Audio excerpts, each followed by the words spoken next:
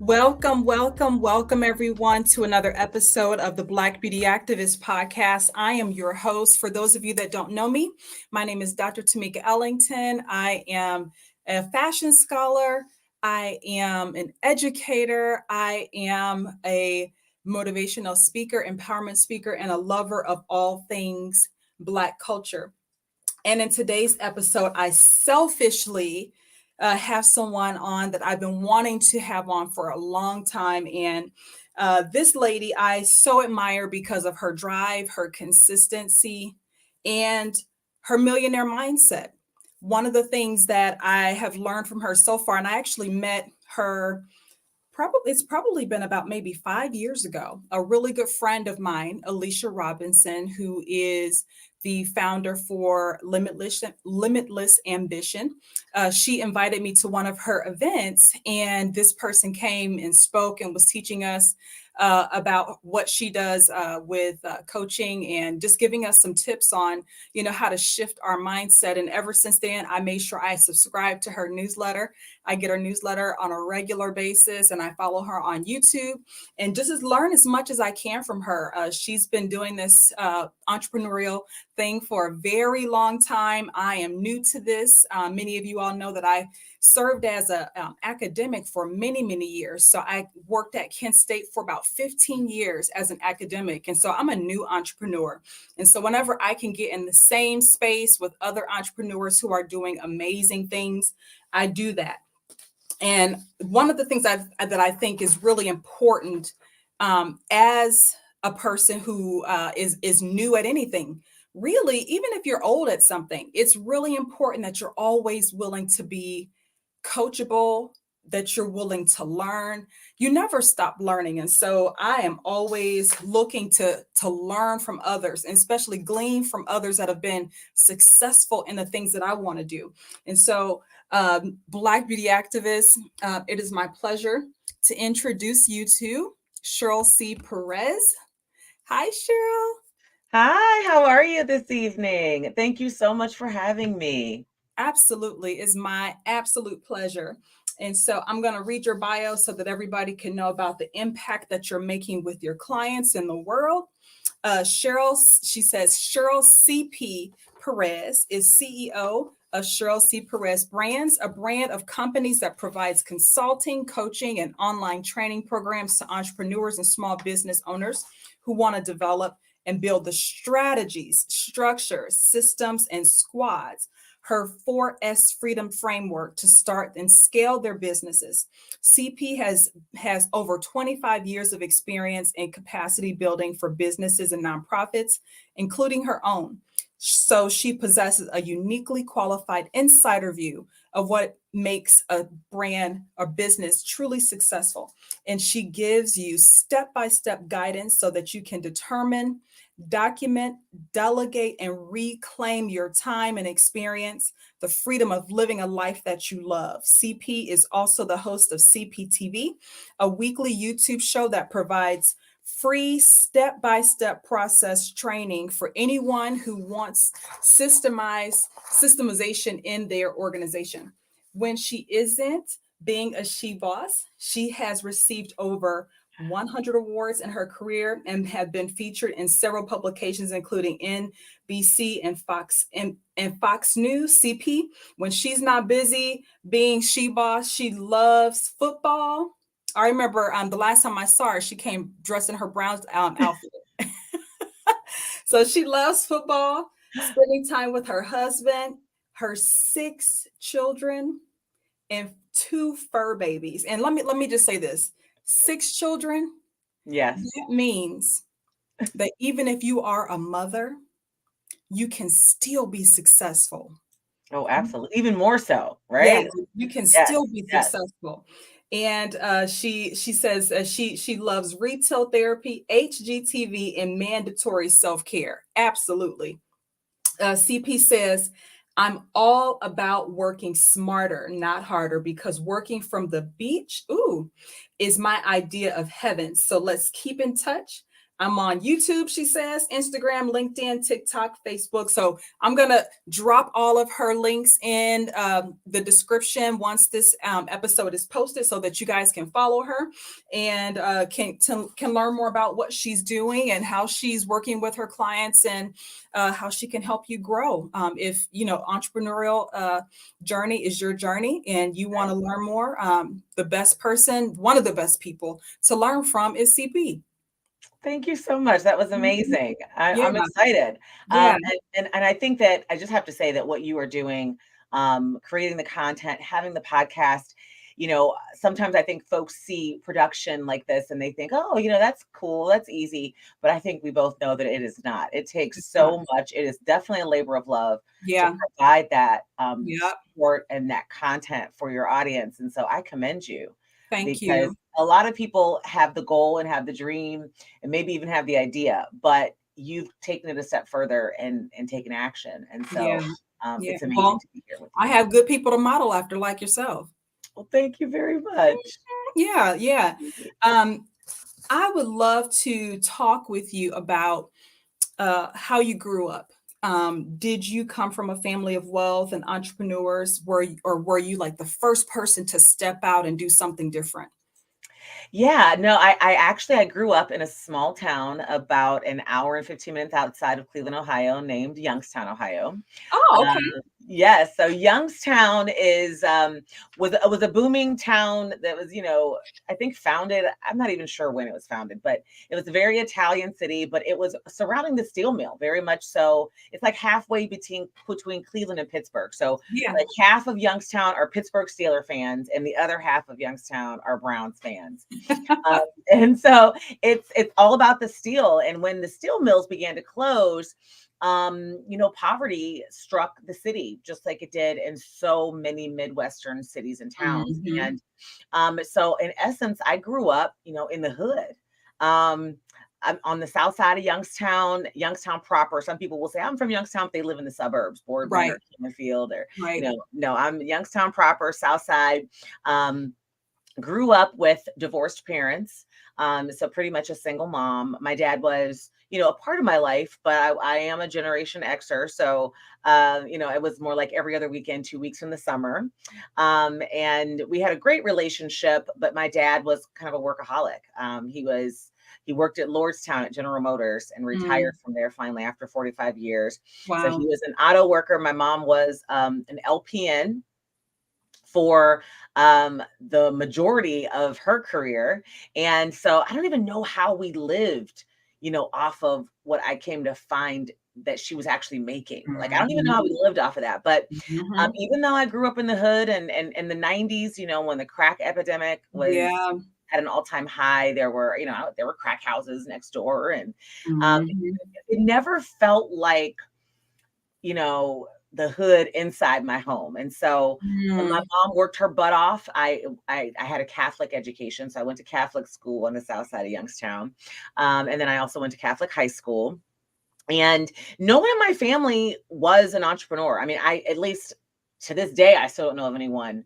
Actually, I had a cousin that I realized was an entrepreneur, but she was a hairstylist and owned her own salon. But I don't think that I put the two together, Right. younger. Mhm. And so my parents were firm believers, they're boomers. They were firm believers, and you go work somewhere for 40 years, you retire, you get your retirement, your pensions were a very big deal. Like 401ks didn't even really exist. It was get your pension. Uh-huh.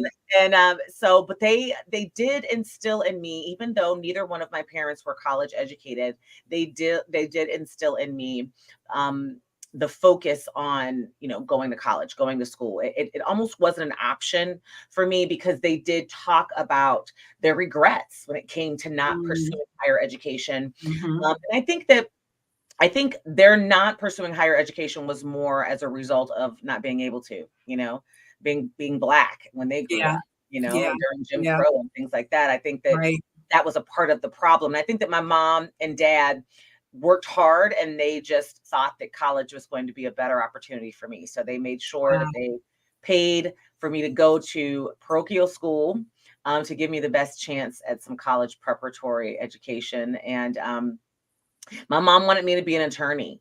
you know? Really? Oh, she said it all the time. You're going to be a lawyer. You're going to be a lawyer, you know? When your kids have personality traits, I think I do it Mhm. too. When they're Yeah, younger, you start yeah. to plant these seeds, you know, you're like, you would make a great, you know, Mhm. and I grew up like, oh, okay, lawyer, that sounds good. And so I said, oh, that's great. Do they make a lot of money? You know, so I kept saying, they make a lot of money. He's like, yeah. So, but even going into law, even though it was as a goal of mine, it was never my end goal. My original goal was to be the president of the United States, like the first Ooh. female president. And the more I learned about politics, the less I wanted to do that. But so yeah, I majored in poli-sci when I first went to school. So I did not grow up with any entrepreneurs, definitely any women who said you can be the CEO of your own business. Like my mom was in a traditionally female job and really truly felt like being a lawyer was stepping outside of that comfort zone. Mhm, mhm. Um, so my parents were great in that respect, but yeah, no one was an entrepreneur. Where do you think you got it from? I think I got it accidentally, honestly. I've always, my mom brings this up sometimes, even now. She said that I've always, had a hustle about me because I always tried to find ways to make money. Mhm.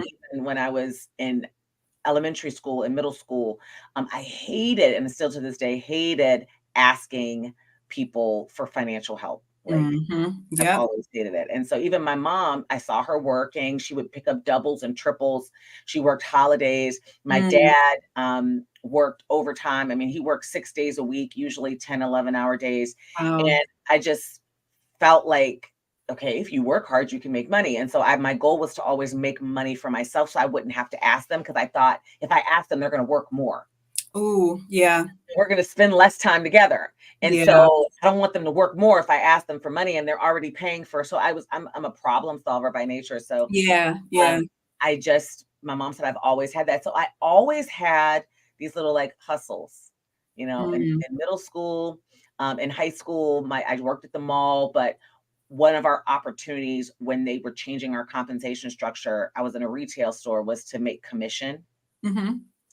And I remember saying, "Oh yeah, I want commission. I don't want $5 an hour. I want Yeah. commission." Mm. And they were like, "Oh, perfect." They thought, "Yeah, you get commission." And I was probably making the same as my mom was making at her job Wow, in high school. wow, I was paying a bill or two. Um, wow. So you were great in sales from the beginning. I was. I was. But in high school, I did a lot of public speaking. I did participate on our speech and debate team and loved it. And so I learned definitely how to persuade and how to talk, how to communicate, and had definitely a love for it. And yeah, when I was in high school, I worked in commission, and then all through college, I didn't just have like eventually. Older in college, I had the job too, but I sold fish dinners, from my dorm room. I did nails in my dorm room. Um, I did Yeah. people's makeup before parties and stuff, and they'd pay Uh-huh. me. So yeah, it You was. sound like a lot like me. When I was in college, I actually did hair. So I started doing hair. I used to braid hair. And so I started that when I was in high school, and that really helped me pay my way through college, Yeah, braiding people's hair. Yeah, yeah, exactly. Because yeah. especially when you're in college, you don't definitely want to ask your parents for money. Right, right, You're right, like, right. oh, Yeah, yeah. And then another one of my hustles, I took a leather tooling class, a industrial arts leather tooling class, and the guy that taught the class, Mr. Clary, I still remember Mr. Clary. He was a wonderful teacher. He taught me so much, and I just gravitated towards it. And I picked it up, and when the class was over, he gave me a bunch of supplies. He said, "Go do your thing." And I started making purses, leather purses, wallets, yeah. bracelets, and I was selling those things when I was in high school. So you've always had it too, Uh-huh. I and have. and I that's have. what I mean. Like, I Yeah. don't think the one thing that was a disconnect that took a lot longer for me to connect was that those types of things were entrepreneurship. Mhm. Yep. You know, Yep. I didn't identify it as that. I think that if I had an entrepreneur in my life, they would have been like, "Girl, Mhm. you already Yeah. have a couple businesses Mhm. on your hand." Yep.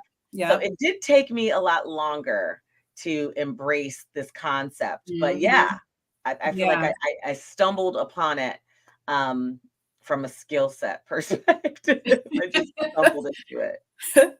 And so you talk a lot about your 4S freedom framework, which includes strategy, structure, systems, and squad. Can you break this framework down just in simple terms, specifically too for people that women that might be watching who might be just starting out? How can they begin to utilize your 4S freedom framework? Yeah, I love this question because I think that to really talk about it, you have to understand where I came up with it and how it began. And I think that Mhm. I've shared this story before on CPTV on my YouTube channel. And even for those of you who are like on my list, you get, kind of more detail. But after graduate school, I went overseas and was still kind of in hustle mode. So even though I was a freelancer, doing a freelance consultant, I lived overseas and I was a freelance consultant working for nonprofit organizations on behalf of an organization.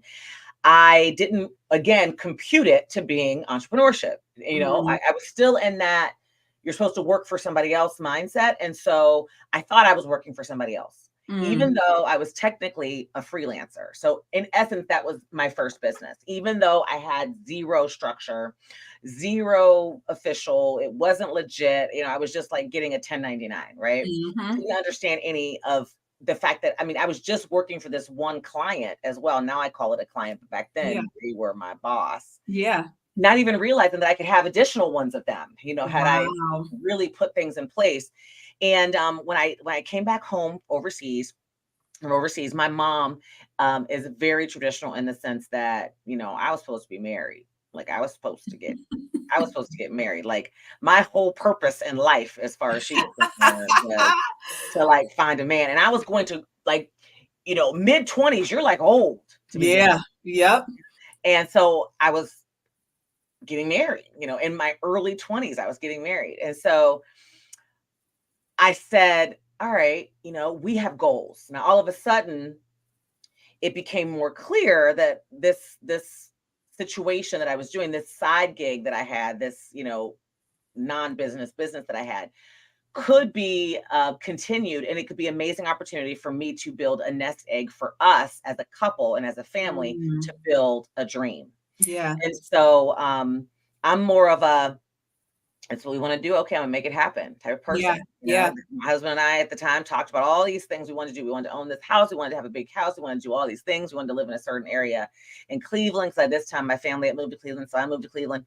And I was like, all right, yeah, I'll make it happen. So I had a consulting business. I officially, for the first time ever, started a consulting business and had it on the side and was doing the same thing and used a lot of my contacts and relationships to build that business.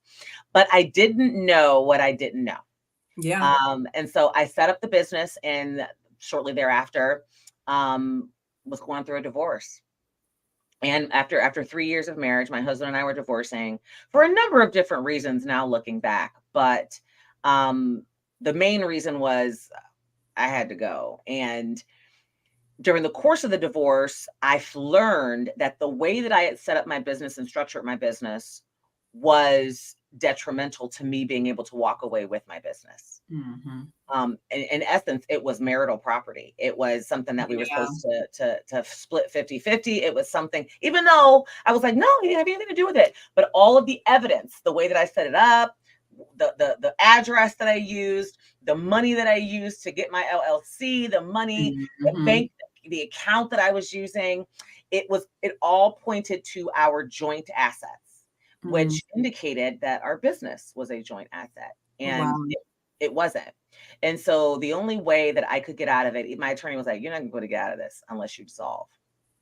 So I lost my first business. I had to dissolve it and I was devastated. And it wasn't the easiest or best or most amicable divorce. So I was just at a point where I just wanted to be done with it. So I'm like, take whatever you want, but except I'm just dissolving the business. Neither one of us will have it. Yeah. And it was like my rock bottom. I had a 2-year-old at that time. I was sitting on my living room floor. He had taken all the furniture. He was fighting over CDs. Like, it's funny because I think back, like, oh, what you doing with them CDs now, bruh? Like, like nobody has CDs anymore. Good luck with that. I hope you sold him and got some money, right? I'm like, he was fighting over CDs. And I was just like, take whatever you want. And I was sitting on my living room floor. I was crying. The feeding piece of our savings and the future, I lost, the $35,000 or so that I had saved up for our home and our future. And I no longer even had the source of that money. And it had become, a part of my regular income. It wasn't just like this was extra money. This had become a part of our lifestyle. So I was a single mom. And I said, okay, after I pulled myself up off the ground and out of probably 2 bottles of wine, I said, I can do this again. But I'm going to do it differently. I'm going to take everything that I learned in this experience and make sure that the next time I do this business will be impenetrable. And so even though in undergrad, I majored and got a graduate degree and everything, it was communications and business and international studies and affairs, I did not really channel any of that knowledge, because I was learning and I was just trying to graduate. I wasn't thinking I'm going to have my own business one day. So I dove headfirst into everything from a learning perspective. Exactly what you said when we started, right? I am a sponge when it comes to needing to create something, and I become actually obsessive about learning everything there is to know. And so I began to study the greats, who I consider to be the greatest entrepreneurs of my time. I began with the old school ones, the Fords, the place where my parents worked, the GMs. Yeah. And then Steve Jobs was definitely, because we had the same personality profile. We're both ENTJs, and I learned that. And I was like, what do they do? The Sears and the businesses that started from the ground up, what did they all have in common? How did they get them from being these small thoughts and ideas and passions into these huge multi-billion dollar organizations?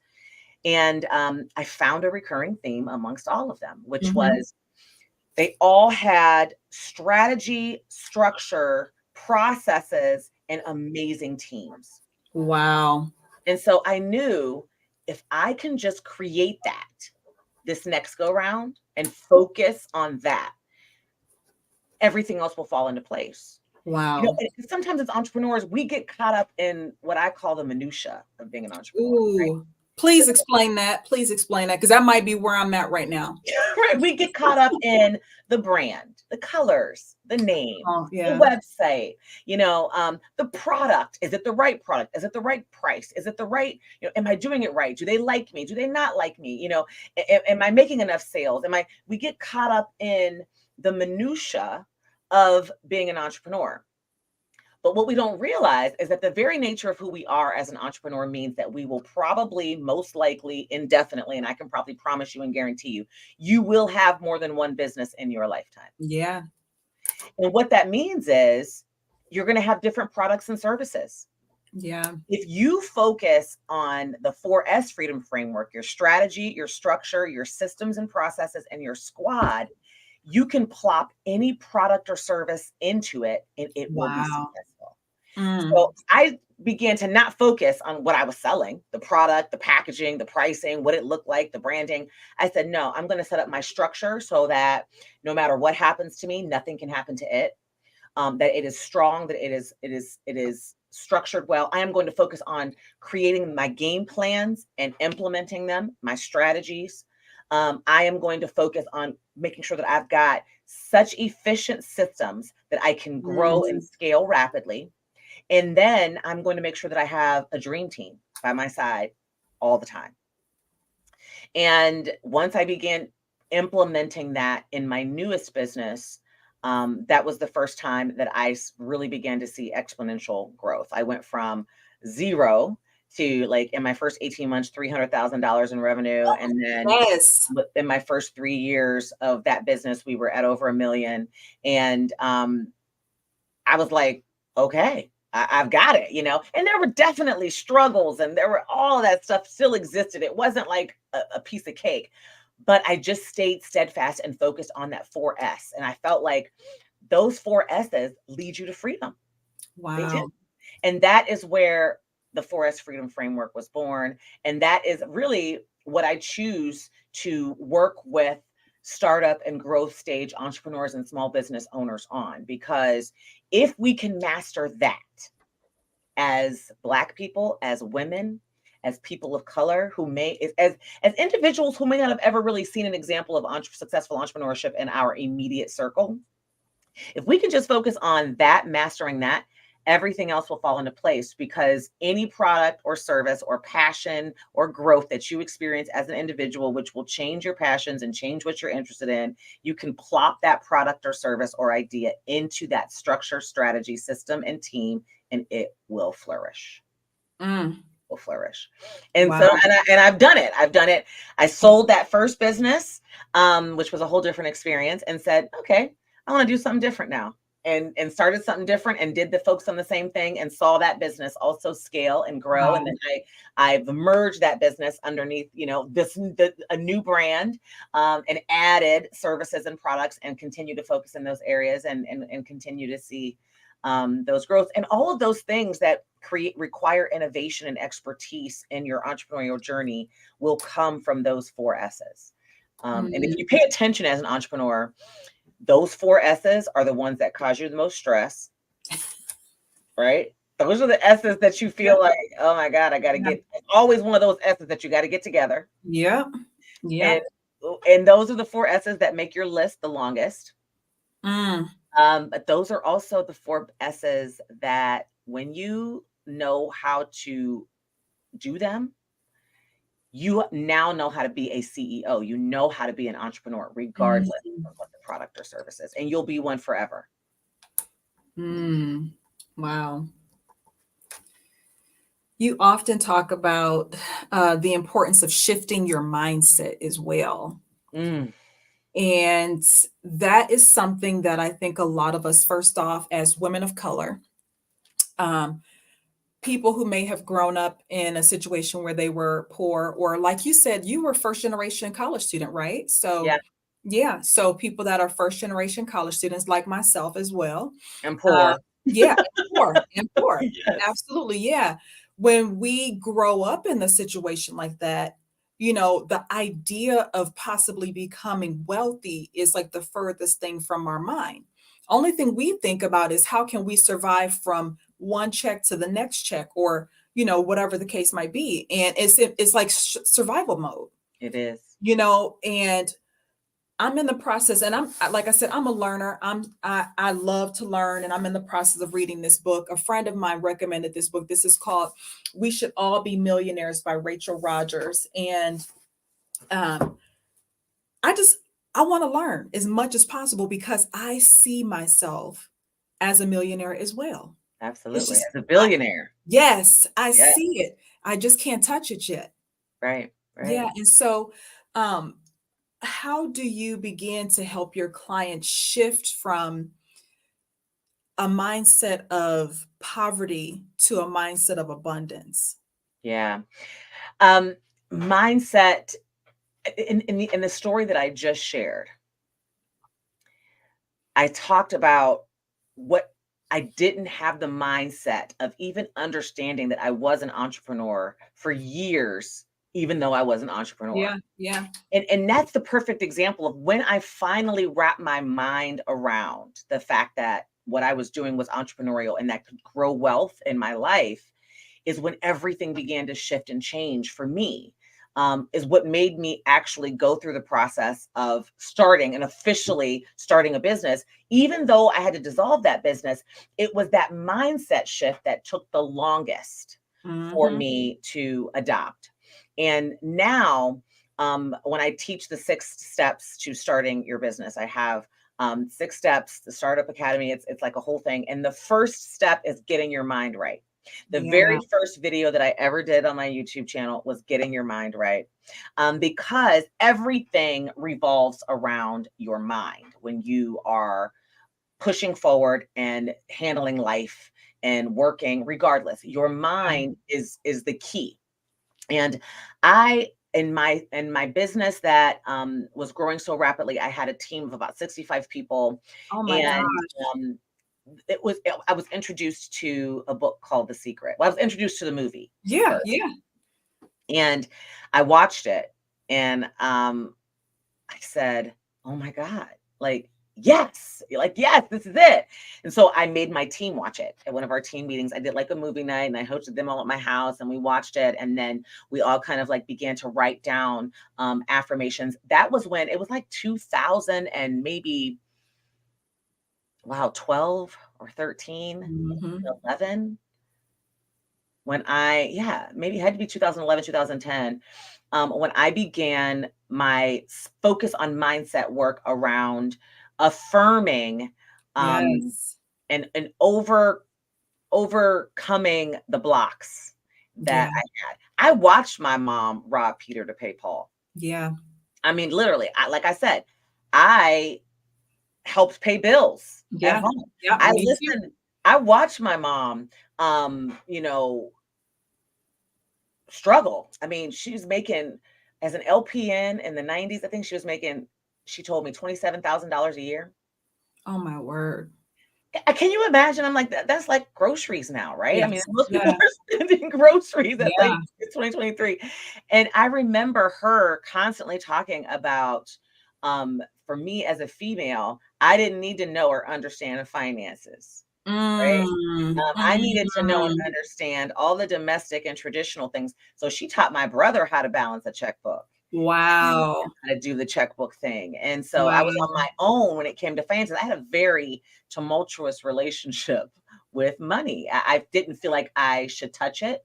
I didn't feel like it was Mm. my job. I didn't feel like I knew enough about it. I didn't feel like I was supposed to understand it and know it. Wow. And it took a lot of mindset work. It still does to this day for me to tell myself that I am worthy of wealth beyond my imagination. Right. Yeah. So I remember when I first started my business, that all I wanted to do was get to $100,000 in revenue. I'm like, oh, I can't wait to get to 100,000. Yep. Yep. Six Yep. figures. And then, Yep. and Yep. then, then we hit it and surpassed it before I even really realized we hit it. And I was like, okay, all right now. Like, Yeah. Uh-huh. okay, I can't wait to get to 200,000. Yeah. Yes. So I think that experiencing success fosters the belief that you can continue and grow in that success. But I also think and know that believing, like you just said, that success is possible and that Yeah. you deserve it will actually influence your actions, which will ultimately impact your experiences. And the first piece in entrepreneurship is getting your mind right. You got to figure out what business you want and who you want to target and what your product is and what your Yeah. passion is and what your why is. And you have to believe in Yeah. it, what your story is. All of those things are about that mindset. And as women, we have to understand that we too need to know money in and out. Mm. We have opinions when it comes to money. We have the most spending power. We make all the financial decisions Yeah. in our Yeah. families and our lives. We do the shopping, we do the Yep. ordering, we do Yep. the organizing, we do Yep. the planning. All of that requires money. Yeah. And we also have to recognize that money is not just a white man thing. Ooh, say that again. Money is not just a white man thing. Mm. It is not. There are lots of white men that I know that I make a whole lot more money than. Yes. And I knew that before I actually experienced it, right? Mm. And so I tell myself every day, I do my affirmations every morning are about my vibration, my energy, and wealth and abundance. Mm. Um, Vibration, energy. Wealth and abundance. That's what my affirmations focus on. Every now and then I'm like, girl, you pretty. I'm like, girl, you pretty. It's okay. Especially if I'm having a bad day. But most of the time, it's around success. It's around deserving that. And I would definitely encourage everyone to have a mindful practice. There are some amazing if you have an Apple phone, on Apple Yeah. Music, there are some amazing, I have an amazing mindfulness playlist that I have like all my affirmations in. And every morning I put them on in my speaker because I love music and Mhm. sound when I'm getting dressed. And I listen to it all the way through, from getting up, getting in the shower, all the way until I'm like walking out the door. I get up, my morning routine involves meditation as soon as I roll over the Yes. first 20 minutes. And that meditation is just to really get my mind together for the day. Yeah. Yeah. But believing that you deserve wealth is the first step. Yeah. You deserve wealth. It is a birthright. Being wealthy is a birthright. Now, oh my gosh. Now, as you're talking, what comes to my mind too is not only is it a birthright, but you don't have to apologize for it. You don't have to apologize for wanting to Amen. be wealthy. Because I came from the kind of family that I came from, one of the things that I had to get over was this fear of becoming too successful. Because I felt like, okay, if I do too much, make too much, then my family is not going to be able to accept me for who I Mhm. am, which Mhm. I was right about that. However, I had to get over that real fast. 'Cause that's not your issue. Uh-uh, it's Yeah. not. It I has went through nothing to that do with in that you. first marriage. I had to overcome feeling like I was too smart and too successful and too strong to ever have a man. Like that was like a big deal because my Mhm. mom, having a man was like the whole thing, Yeah, right? It was the whole goal. yeah. And what I realized in my first marriage was that, I was just too much for him. And it made me I dumbed down a lot in my relationships even prior to him. I dumbed it down. I never really wanted to shine. I used to get called I was a nerd in high school. I was like, you're a nerd. And it was Mhm, like a mhm, joke, mhm. but it really Yeah, did yeah, yeah, make me feel like it wasn't okay. And yeah, I felt the exact same way. It wasn't okay for me to be yeah, strong or for yeah. me to be a problem solver or for me to be successful because it was going to emasculate any man that I was ever with. Ooh, And girl. Mm. it was not I had to overcome that. It took me some serious, "Okay, then maybe I ain't gonna never be with no man." Like, Mm. some Man, serious talk to ugh, realize that it is 100% okay to be wealthy. It's 100% to talk about money. It's 100% to want money. It's 100% okay to monetize everything. It's okay, mm, it's wow. alright.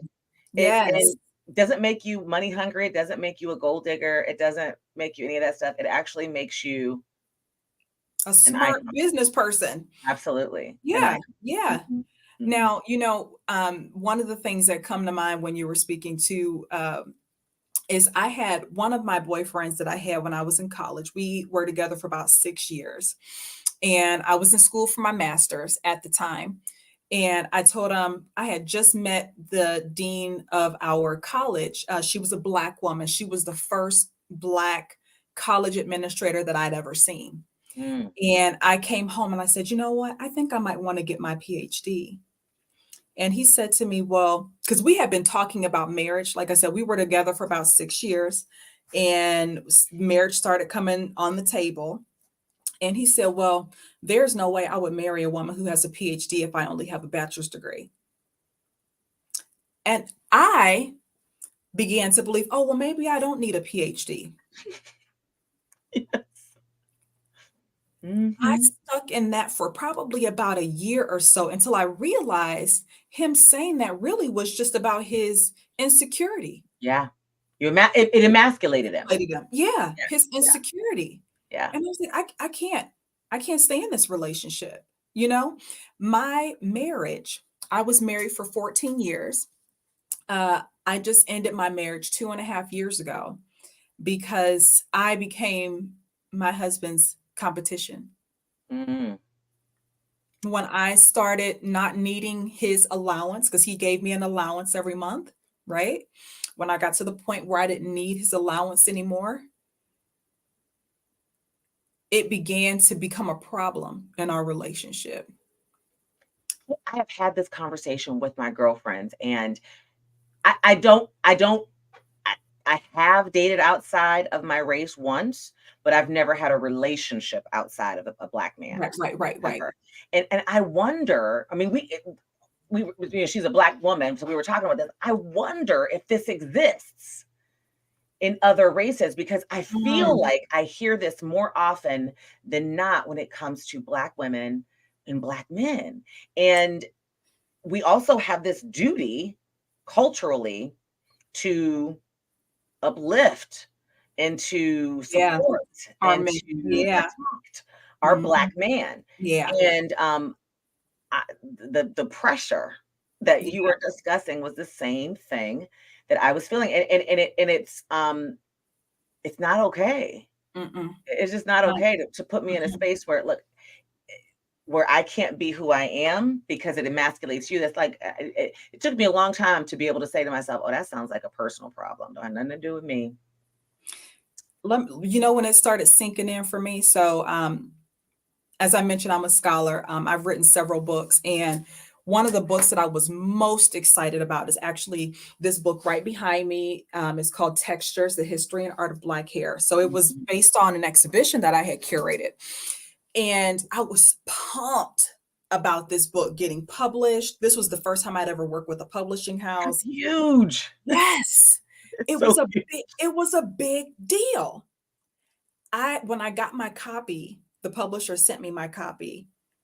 I came home. He was the first person I showed the book to. I said, "Look at this amazing book." Cheryl, he flipped through a couple pages and put the book down and walked away. I said, "I got to get out of here. I got to get out of here." Yes. Yes. You had to. You had to. I didn't even see the signs like you did until, I probably would have stayed married to a not good fit for me. Yeah. I would have probably stayed married had there not been like infidelity involved. You know what I mean? Mm. Everybody has their own. I didn't even Mhm. recognize that it was toxic in that Yep. respect. And I really did feel to blame for being the essence of who I am. I felt Mm.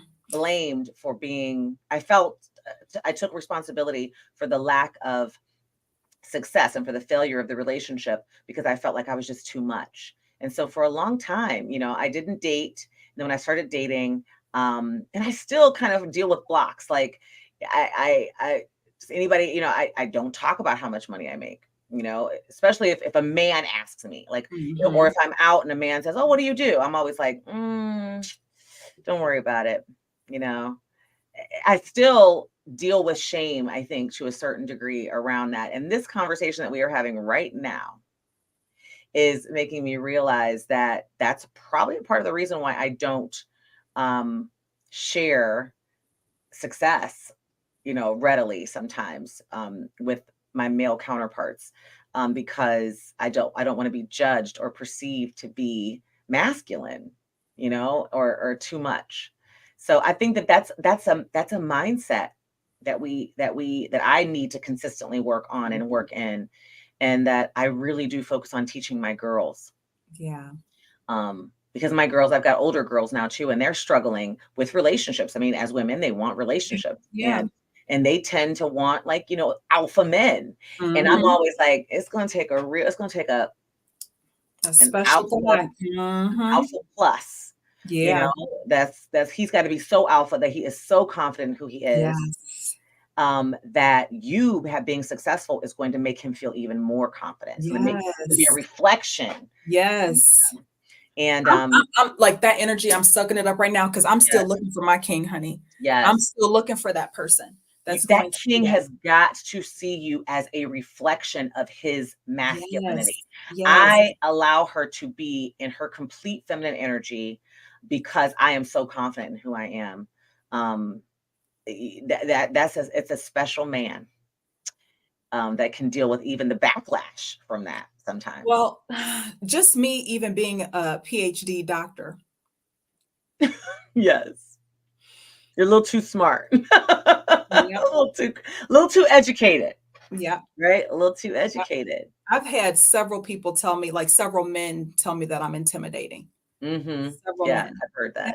I've heard that as well. Yeah. Yeah. We can keep talking Yes, about we this. could. We could. It's a whole different podcast Yes, it episode. is. Yes, it is. So you consult and coach several individuals as well as organizations. And so I would love to just hear about what's been the biggest win that you've ever seen your clients experience? Oh, wow. Oh, the biggest win. Wow, there's so many that I think that we've experienced together at different types of organizations that I work with for different goals. I mean, when my business that wasn't really a business, one of my first clients, it was a nonprofit founder.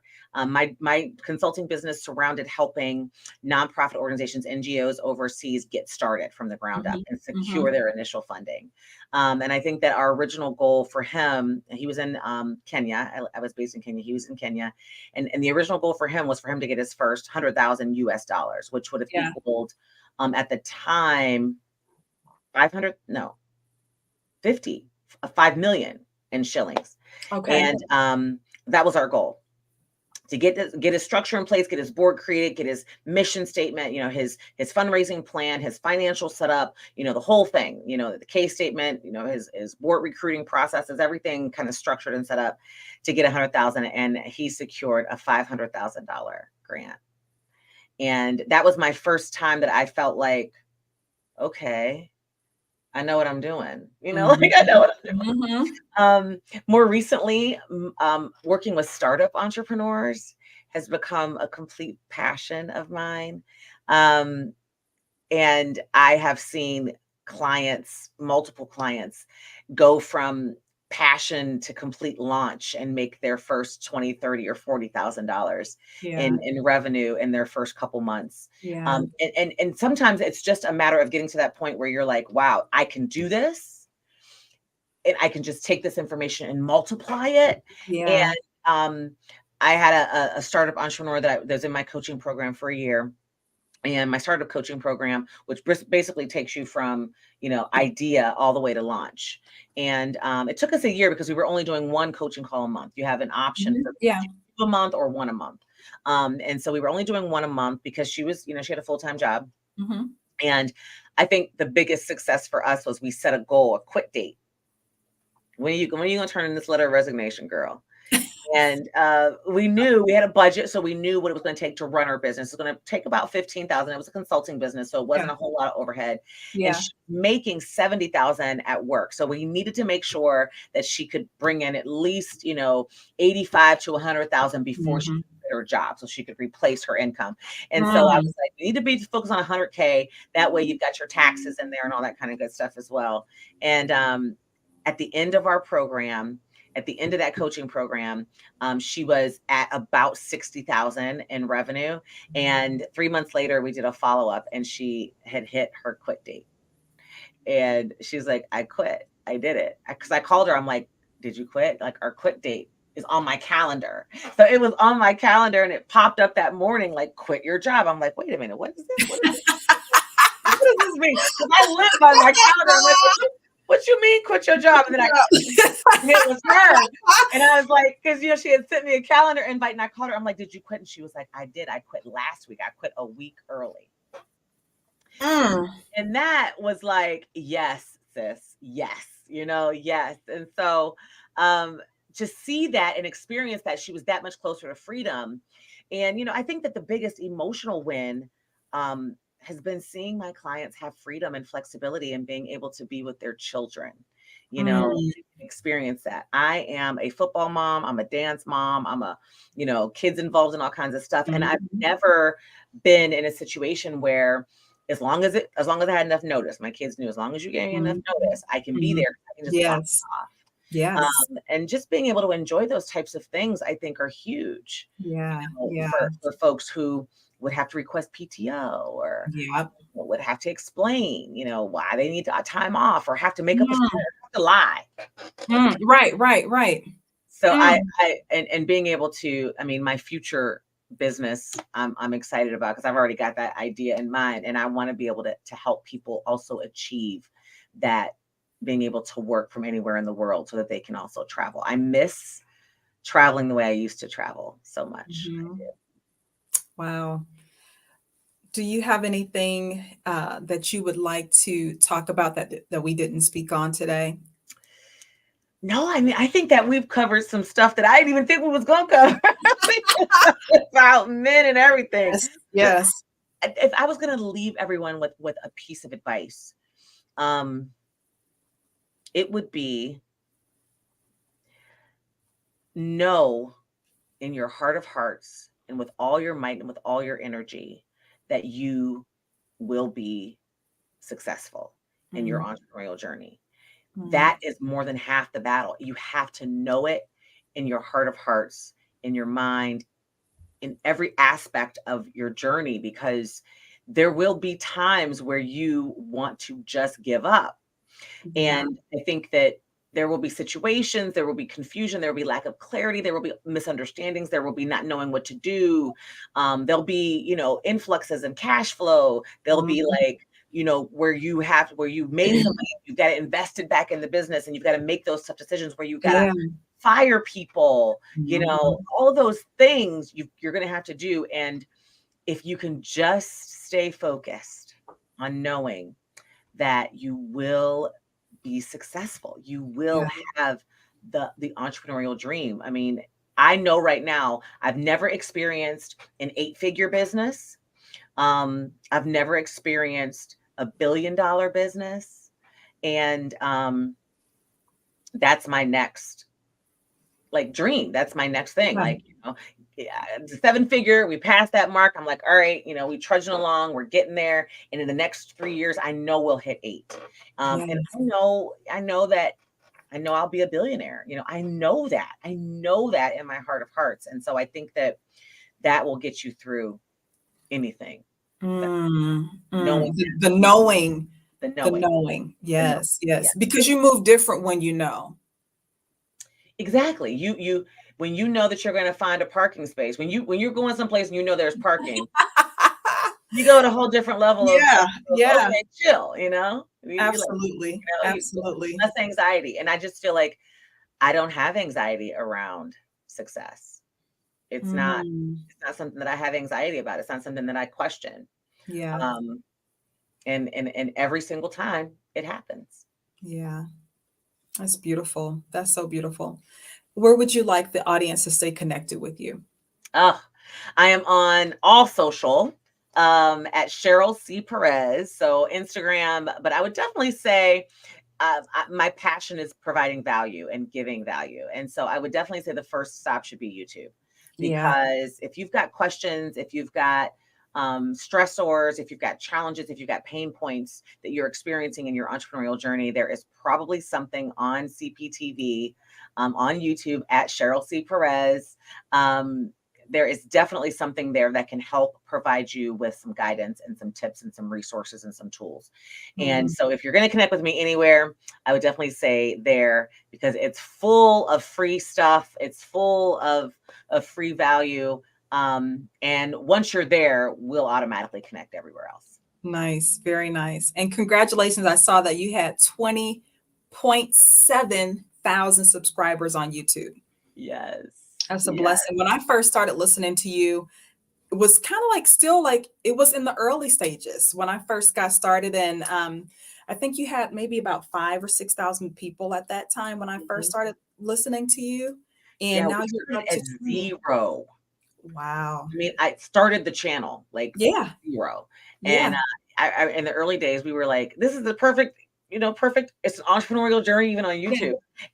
We started with 1 or 3 views. And sometimes I felt like, why am I making this video? Why am I investing this time?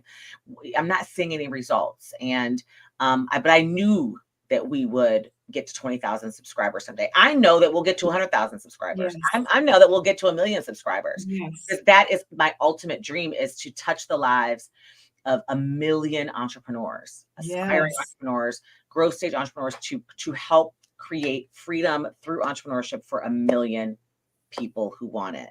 And I know that it'll happen. And I can't even tell you, this journey on YouTube has been amazing. I can't even believe that we are at 20,000. It's just crazy. That's a beautiful thing. That's a beautiful thing, sis. And it was so wonderful to talk to you. And I just want to say thank you again for spending this time. I know how busy you are, and with your family and work and everything. And so I just so appreciate you taking a little time to talk to me today.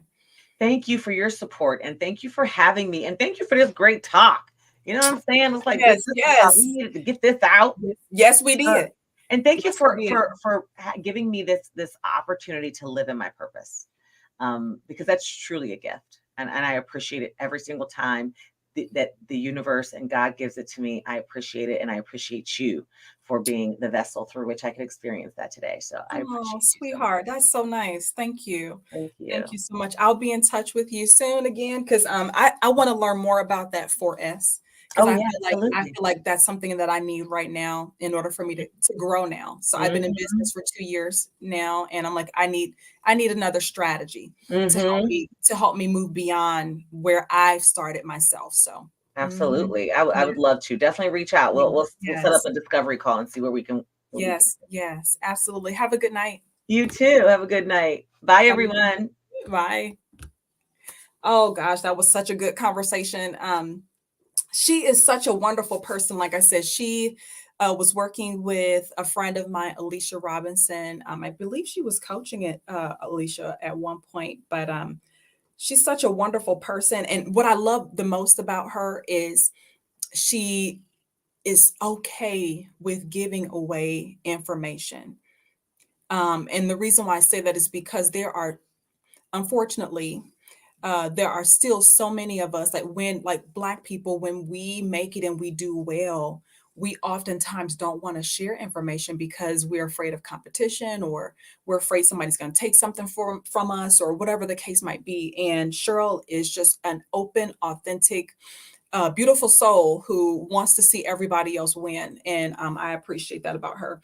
And so, as you all know, this part of our conversation, I always like to bring in some kind of a resource. As I mentioned before, I'm a scholar, educator. I feel like every time that I come in front of my group of people that are watching me, I have to leave them with some kind of education. And so I'm reading this book, We Should All Be Millionaires. This book was it was recommended to me from a good friend of mine. Her name is Carla Nelson. Carla is the CEO of the Black fashion world in New York, and she's having a book club and invited me to be a part of the book club. And so I started reading this book, and it is absolutely amazing so far. And I'm just going to read a few little bits in here about this book. And one of the things one of the things that I found was really funny is that Rachel, the lady that wrote the book, she is so real and wanting to get you to understand what it means to have broke ass thoughts. She calls it broke ass thoughts versus $1 million thoughts. Okay. And so I'm gonna be real authentic and transparent, as I also always try to do. And so I'm gonna read a couple of them that are closely connected to me, so to speak. Okay. So the broke ass thought, making money is hard. The millionaire dollar thought is there is an infinite number of ways to make money. I can find something that feels good to me. It may be challenging, but also fun and worthwhile. If I get rich, people will only want me for my money. I can find dope friends who celebrate my success at every income level. Another broke ass thought, I'm too tired to make more money. Making money is energizing. Another broke thought, whenever I get money, I always screw it up. Now that's deep. And Cheryl and I talked a little bit about just, financial literacy and how oftentimes women suffer through that because we weren't taught from the beginning. And so the the $1 million thought that Rachel gives us is, I've made broke ass decisions in the past, but now I'm making $1 million decisions. So you have to make a choice up in your mind whether or not you are going to make $1 million decisions. And it is a choice. You have a choice to decide whether or not you want to do that or not. And so I want to leave you with some information about my book. This episode is brought to you by my book.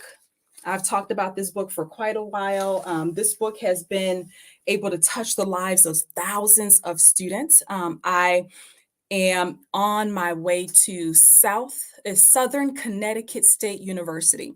They just purchased 75 copies of this book to give to their students.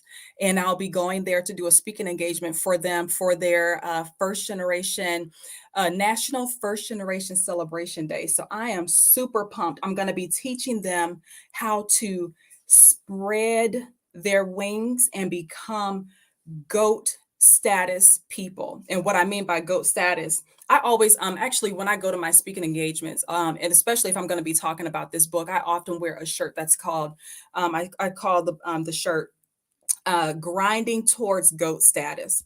And so GOAT status means that I'm grinding towards always being a gracious person. I'm grinding towards always in everything that I do be outstanding. I'm always grinding towards authenticity. I can only show up as Tameka. And I want to always be able to look myself in the face and know that I've shown up as myself. And then the T in GOAT is tenacious.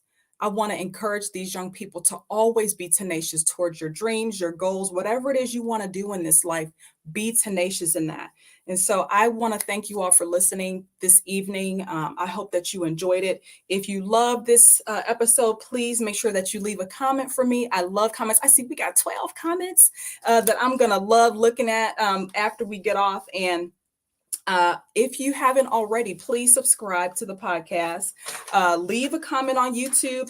This podcast can actually be found on YouTube. It's on Apple and Spotify. Please go on there, leave me some good vibes, some good energy, because my goal is always to help you move beyond fear into your beautiful confidence. And so I wish everyone a good night. Have a wonderful, wonderful evening, everyone.